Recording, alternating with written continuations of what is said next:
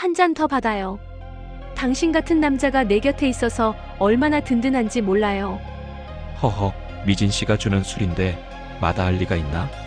평생 이렇게 둘이 살면 소원이 없겠네. 미진은 술병에 미리 갈아 넣은 수면제 성분의 약초가 효과를 발휘하기만을 기다리며 역겨운 아양을 떨었다. 시간이 흐를수록 우직의 혀가 꼬이고 눈꺼풀이 무거워지기 시작했다. 마침내 쿵 소리와 함께 우직의 고개가 식탁 위로 떨어졌다.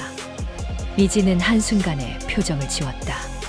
방금까지 지었던 가증스러운 미소는 온데간데없고 얼음장처럼 차가운 살인마의 눈빛만이 남았다.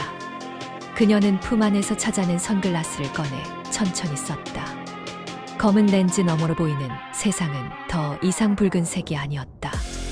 피를 봐도 발작하지 않을 완벽한 어둠의 막이 그녀의 눈을 보호하고 있었다. 미지는 주방으로 걸어가 가장 날카롭게 갈린 칼을 집어들었다. 우직의 목덜미를 내려다보며 그녀가 나지막이 속삭였다. 우직 씨, 내 옆에만 있어 달라고 했죠. 그럼 이제 영원히 움직이지 말고 거기 있어요. 칼날이 달빛을 받아 번뜩였다. 우직을 향해 칼을 치켜든 순간 마을 저편에서 순찰을 돌던 순경의 호루라기 소리가 정적을 깼다. 심장이 터질 듯한 긴장감 속에서 칼날을 고쳐쥐던 미지는 갑작스러운 대문 두드리는 소리에 멈칫했다. 재빨리 선글라스를 품에 숨기고 평범한 안하게 얼굴로 가면을 바꿨었다. 문을 열자 밤이슬에 젖은 제복 차림의 동네 순경들이 서 있었다. 미지는 짐짓 놀란 척 커다란 눈을 동그랗게 뜨고 물었다. 이 밤중에 무슨 일이세요? 우직 씨는 술에 취해 잠들었는데. 아이고, 미진 씨, 놀라게 해서 미안합니다. 요 근래 동네에 좀도둑이 설친다는 제보가 있어서요. 문단속 철저히 하시고 무슨 일 있으면 바로 연락 주세요. 순경들은 우직의 복 터진 장가 미천이라며 너스레를 떨고는 어둠 속으로 사라졌다. 미지는 그들이 멀어지는 뒷모습을 보며 싸늘하게 식은땀을 닦아냈다. 방 안에서 들려오는 우직의 거친 코골이 소리가 오늘따라 기괴하게 들렸다. 평화롭던 섬마을의 공기가 바뀐 건 그로부터 며칠 뒤였다. 처음엔 그저 객지로 돈 벌러 나갔거니 했던 이웃들이 하나둘 소식이 끊기기 시작했다. 고기잡이 나간 배는 돌아왔는데 주인은 없고, 밭일하러 간 노인이 저녁상 머리에 나타나지 않는 기이한 일들이 반복되었다.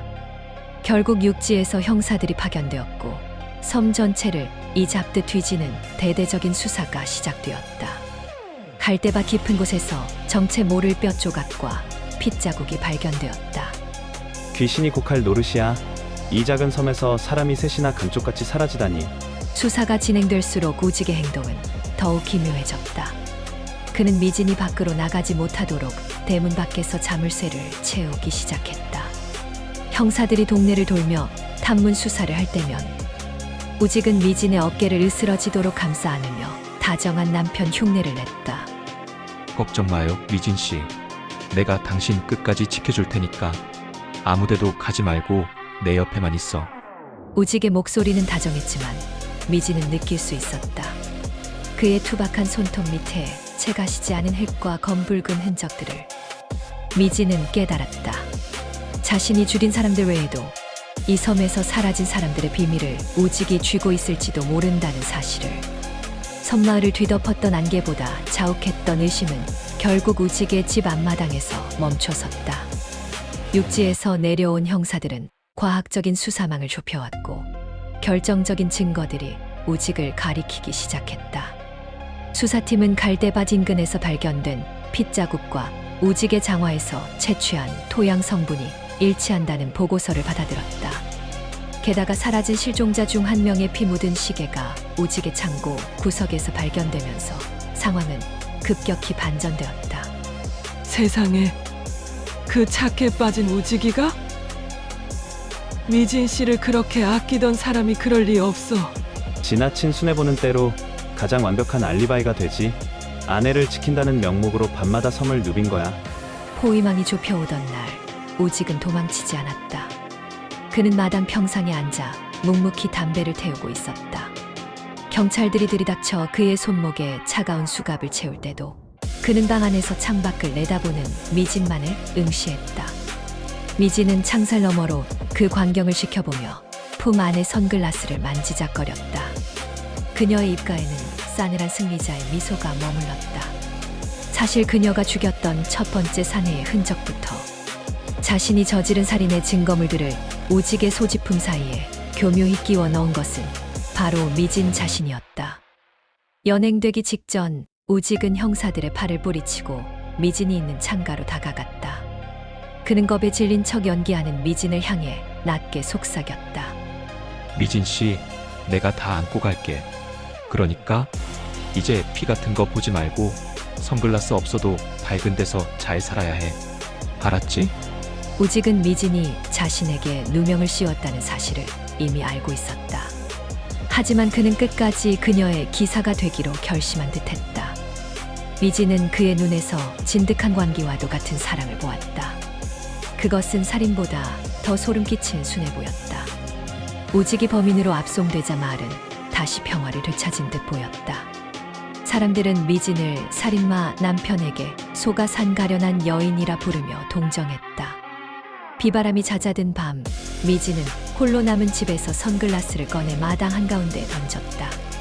그리고 우직이 매일 밤 준비해두었던 선지 대접을 발로 차 엎어버렸다. 붉은 액체가 땅으로 스며드는 것을 보며 그녀는 이제 더 이상 경련을 일으키지 않았다. 우직의 비틀린 사랑이 그녀의 약점마저 집어삼켜 버린 것일까. 폭풍우가 치던 그날로부터 벌써 3년이라는 시간이 흘렀다. 사람들은 미진이 진작 육지로 떠났을 것이라 짐작했지만 그녀는 여전히 섬마을 끝자락 우직의 낡은 집을 지키며 살고 있었다. 미진은 더 이상 밤마다 선글라스를 찾지 않았다. 기이하게도 우직이 감옥으로 떠난 뒤부터 그녀의 살인 충동은 썰물처럼 빠져나갔다. 매일 밤 그녀를 괴롭히던 붉은 환영과 피를 보면 일으키던 발작도 서서히 잦아들었다. 마을 사람들은 우직의 옷바라지를 하며 집을 지키는 미진을 향해 현모양처도 그런 현모양처가 없다며 칭송했다. 하지만 미진만이 아는 진실은 따로 있었다. 미진은 우직이 남긴 손때 묻은 가구들을 닦으며 문득문득 전율을 느꼈다. 그녀가 숨겨놓은 증거물을 보고도 아무 말 없이 수갑을 찾던 우직의 마지막 눈빛. 그것은 처벌이 아니라 미진을 영원히 자신의 그늘 아래 가두겠다는 선언과도 같았다. 이제 미진은 살인마가 아닌 희생적인 남편의 은혜를 입은 여자라는 이름표를 달고 살아야 했다. 우직의 손해보는 미진에게 자유를 준 것이 아니라 평생 갚지 못할 죄책감이라는 더 무거운 쇠사슬을 채운 셈이었다. 미진은 가끔 거울 앞에 서서 자신의 얼굴을 보았다. 예전에 날카롭던 살기는 사라지고 그 자리에는 우직이 바라던 평범하고 아름다운 여인의 모습만이 남아있었다. 어느덧 미진은 마당 한 구석에 우직이 좋아하던 채소들을 심고 그가 돌아오면 차려줄 밥상을 머릿속으로 그리곤 했다. 그것이 사랑인지 아니면 거대한 관계에 잠식당한 결과인지는 본인조차 알 수 없었다. 다만 확실한 것은 세상에서 가장 잔혹했던 살인마 미진이 우직이라는 투박한 사내가 만든 수뇌보라는 감옥 안에서 가장 온순한 양이 되어버렸다는 사실이었다. 우직 씨, 당신이 이겼어. 미진은 붉게 물드는 노을을 바라보며 나지막이 읊조렸다. 이제 그녀는 피를 봐도 쓰러지지 않았지만 우직이 없는 세상으로는 한 발자국도 나갈 수 없게 되었다. 마침내 우직의 출소 날이 밝았다. 섬마을 포구에는 아침부터 옅은 안개가 깔려 있었고 육지에서 들어오는 여객선이 긴 고동 소리를 내며 다가왔다. 미진은 예전처럼 눈을 가리던 짙은 선글라스를 쓰지 않았다. 대신 그녀의 손에는 우직이 마당 구석에 정성껏 가꾸었던 투박한 들꽃 한 다발이 들려 있었다. 3년이라는 시간은 미진의 날카로웠던 눈매를 무디게 만들었고 그녀는 이제 살인마의 미소가 아닌 누군가를 간절히 기다리는 여인의 얼굴을 하고 있었다. 배의 난간을 붙잡고 내리는 사람들 사이로 유난히 덩치가 크고 어깨가 굽은 사내가 모습을 드러냈다. 우직이었다. 수척해진 얼굴이었지만 그의 눈은 무태 발을 내딛자마자 본능적으로 한 곳만을 향했다. 우직은 멀리서 자신을 기다리는 미진을 발견하고는 자리에 멈춰섰다. 미진은 천천히 그에게 다가가 꽃다발을 건넸다. 고생했어요, 우직 씨. 집으로 가요. 당신이 좋아하던 찌개 끓여놨어요. 우직은 꽃다발을 받는 대신 떨리는 커다란 손으로 미진의 얼굴을 조심스럽게 감싸 쥐었다. 그의 손바닥은 여전히 거칠고 투박했지만 미진은 더 이상 그 손길이 역겹지 않았다. 오히려 그 거친 감촉이 자신을 세상으로부터 격리해주고 보호해주는 유일한 울타리처럼 느껴졌다. 기다려줄 줄 알았어. 미진 씨는 착한 사람이니까. 우직의 낮은 목소리가 미진의 귓가를 울렸다. 그 말은 축복인 동시에 평생 그의 곁을 벗어날 수 없다는 영원한 낙인과도 같았다.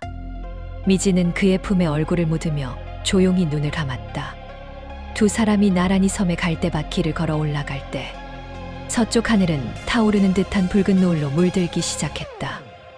예전의 미진이었다면 그 선명한 붉은 빛을 견디지 못하고 쓰러졌겠지만 지금의 그녀는 우직의 굳은 팔을 단단히 붙잡은 채 똑바로 앞을 응시했다. 우직은 미진의 손을 꽉 쥐며 속으로 다짐했다. 다시는 그녀의 손에 피를 묻히게 하지 않겠노라고. 설령 자신이 다시 한번 괴물이 되는 한이 있더라도 그녀만은 이 평온한 지옥 속에서 아름답게 살게 하겠노라고. 바닷바람에 갈대들이 서글프게 일렁였다. 섬마을 사람들은 멀리서 보이는 두 사람의 뒷모습을 보며 여전히 세상에 없는 지고지순한 사랑이라 칭송했지만 그들이 걸어가는 길 뒤편으로는 검붉은 노을빛이 그림자처럼 길게 드리워져 있었다.